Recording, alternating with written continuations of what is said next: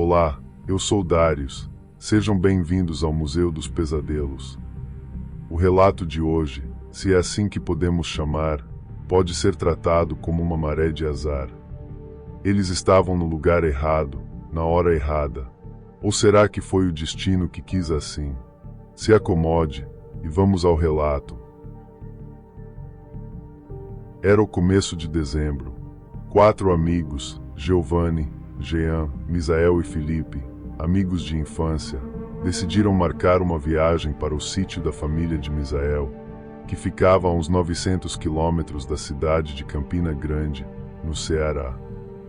Eles se encontraram por volta das 5 da manhã na casa de Misael, todos muito animados e empolgados para essa semana de descanso, paz e curtição. Misael, o mais responsável dos 4, pôs o carro para fora. Fecharam o portão, entraram no carro e saíram.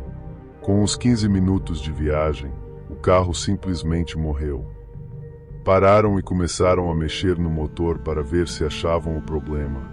Felipe, que era o que mais conhecia de carro, mexeu um pouco ali e aqui até que viu que, debaixo do painel, um fio tinha se desconectado do contato. Então ligaram e continuaram a viagem. Mas, nessa brincadeira, já tinham perdido uns 40 minutos. Mesmo assim, entre risadas e zoações, continuaram a viagem. Pararam no posto para abastecer, encheram o tanque e seguiram. Uns 200 quilômetros já tinham se passado e eles nem perceberam, entre risadas e brincadeiras. Mais à frente, viram um posto e decidiram parar para esticar um pouco as pernas e irem ao banheiro. Chegando lá, Jean entrou no banheiro, que estava bem sujo, com a luz piscando, um pedaço de espelho grudado na parede com fita, algo bem precário, mas a necessidade era maior.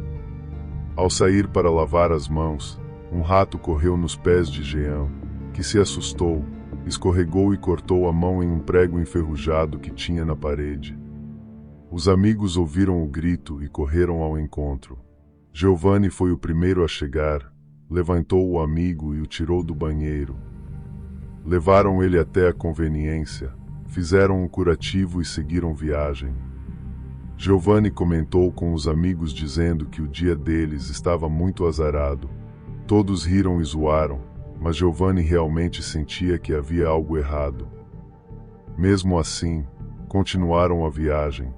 Nessa brincadeira, a viagem já estava com 3 horas de atraso. Já se passava das 17 horas. Decidiram parar em um posto para abastecer, encheram o tanque, mas na hora de pagar, a carteira de Misael, que estava com todo o dinheiro, havia sumido. Procuraram daqui, procuraram dali e nada. Até que Felipe teve a incrível ideia de levantar o capô, e lá estava a carteira de Misael. Tinha ficado no cofre do motor o tempo todo. Pagaram pelo combustível, entraram no carro, se entreolharam e então Felipe, um tanto quanto tenso, disse que o dia estava dando muito errado, que alguma coisa estava tentando avisá-los. Mas Jean, ainda muito empolgado, caiu na gargalhada dizendo: "Relaxa, quando chegarmos lá, todos vamos relaxar, tomar umas e curtir. Essa maré de azar vai acabar. Vocês vão ver." Continuaram a viagem. Quando chegaram na ponte que levava para a cidade, ela tinha desmoronado. Havia uma placa com um mapa que dizia que eles teriam que dar uma volta de quase 20 quilômetros a mais, por estradas de terra e fazendas, para chegar. Giovanni relutou. Preferia voltar e ficar em um hotel de beira de estrada e, amanhã, voltar para casa. Felipe o apoiou. Já Misael e Jean insistiram em seguir o caminho para a fazenda. Já estavam tão perto. Contra a vontade, Felipe e Giovanni foram. Voltaram uns 10 quilômetros e entraram em uma rua de terra, sem iluminação e bem estreita. Andaram por um bom tempo. Parecia que o tempo não passava. Parecia que a cada curva que faziam, voltavam para o mesmo lugar. Então decidiram parar para dar uma espairecida na mente. O lugar era extremamente sombrio e escuro. Não se ouvia o som de nenhum animal. Nem os grilos estavam cantando nessa noite. O silêncio era assustador, dava até um frio na espinha. Giovanni, sentindo que havia algo errado naquele lugar, pegou o mapa que estava no carro e começou a ver. Quando perguntou para Misael para qual lado ele tinha virado quando voltaram da ponte, Misael respondeu que virou à esquerda. Mas, ao olhar no mapa, a única entrada que tinha era à direita. Misael, meio surpreso, pega o mapa para ver que aquela estrada realmente não estava no mapa. Enquanto os amigos conversavam, tentando achar o caminho no mapa, Felipe se afastou um pouco. Ele precisava muito usar o banheiro. Entrou um pouco na mata e foi se aliviar, enquanto os amigos ainda discutiam sobre o caminho. De repente, um grito alto paralisa todos. O grito vinha crescente até eles. Era Felipe gritando: "Corre! Liga o carro! Corre! Vamos, entrem!" Todos, assustadíssimos, entraram, ligaram o carro e saíram cantando pneus. Todos perguntando: "O que foi, Felipe? O que aconteceu?" Ele, gaguejando, falou: Ele estava atrás de mim, era grande e assustador. Um bicho muito grande. Não sei o que era." Felipe, nesse momento, olhou pelo retrovisor e viu um vulto muito grande correndo em meio à mata, de um lado para o outro. Era algo de pelo menos 2,5 metros a 3 metros. Uma criatura totalmente negra, com olhos igualmente negros. Algo saído de algum filme de terror. Conseguiram retornar à estrada. Andaram por alguns minutos e não viram mais a criatura. Mas, de repente, um barulho muito alto. Um solavanco no carro. E uma parada brusca. Os amigos se entreolharam. Misael disse: "O pneu estourou." Jean falou: "É só sair e irmos trocar para ir embora desse lugar." Felipe chama a atenção dos amigos. "Vocês notaram?" Todos com cara de questionamento, até que Jean pergunta: "O quê?"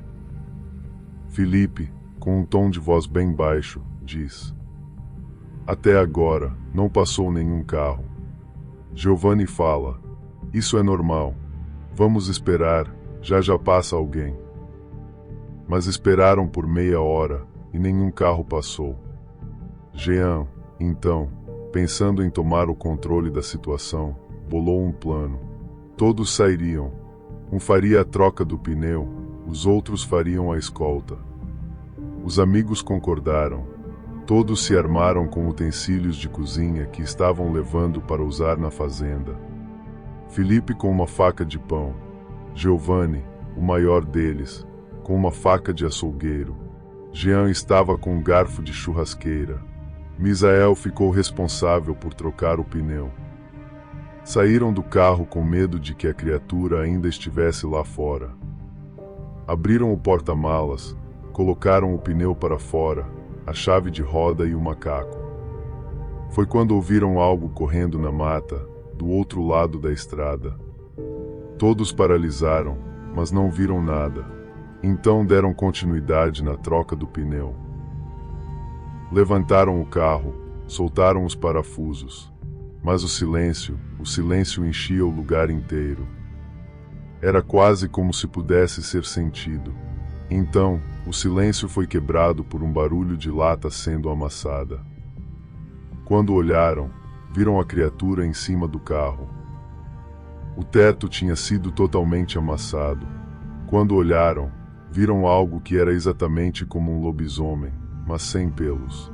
Com a pele totalmente preta, como piche. A criatura olhou para eles e deu um uivo que tremeu até os ossos. Felipe gritou: "Corre!" Foi aí que todos se dispersaram. Um foi para a mata, outro continuou pela estrada, outro desceu a ribanceira em direção a um rio. Misael foi o único que não conseguiu se mexer. Abaixado ele estava, e ali ele ficou. A criatura deu um pulo e voltou para a copa das árvores, sumindo. Misael ficou mais um tempo paralisado, e continuou a troca do pneu, com a certeza de que a criatura o atacaria a qualquer momento. Felipe correu em direção à mata. Correu por alguns minutos e acabou se escondendo dentro de um tronco podre que estava até meio enterrado, na esperança de que a criatura não o encontrasse. Ficou em total silêncio. Quando olhou por um buraco que havia no tronco, viu um vulto preto passando entre os troncos das árvores. Ele fechou os olhos e começou a rezar. Após terminar, quando abriu os olhos para olhar novamente pelo buraco, ele viu o olho da criatura, o suposto lobisomem. Manteve-se em silêncio, mas ele já tinha sido encontrado. A criatura quebrou o tronco ao meio com Felipe dentro, o arrancou de lá com brutalidade. Misael ouviu um grito, era Felipe, e, depois, o silêncio tomou conta do lugar novamente. Misael, impotente e paralisado, continuava colocando os parafusos no lugar. Então ele sentiu a criatura pulando pelas copas das árvores. Giovanni, que desceu em direção ao rio, se escondeu atrás de uma pedra na beira d'água. Tentava controlar a respiração e se acalmar, mas o silêncio da mata o sufocava. Tentou se recompor, começou a respirar devagar, até que se acalmou. Foi então que ele escutou um barulho, de algo grande batendo na água atrás dele. Quando se virou, era a criatura. Ela o atacou também. Misael ouviu o grito de seu amigo Giovanni. Com as mãos tremendo, começou a baixar o macaco do carro, bem devagar. Quando olhou para a direita, viu seu amigo Jean saindo correndo da mata em direção à pista.